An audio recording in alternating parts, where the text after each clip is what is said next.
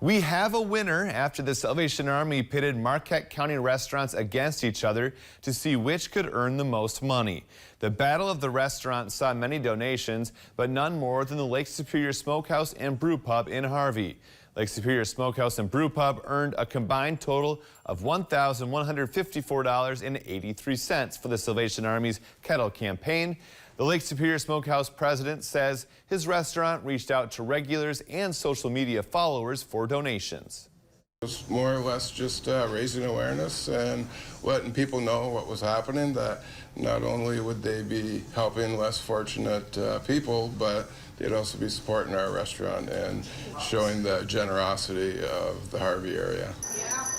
Participating restaurants included Little Caesars, Vango's, Campfire Coffee, The Crossroads, Third Coast Pizzeria, Donkers, and The Delft.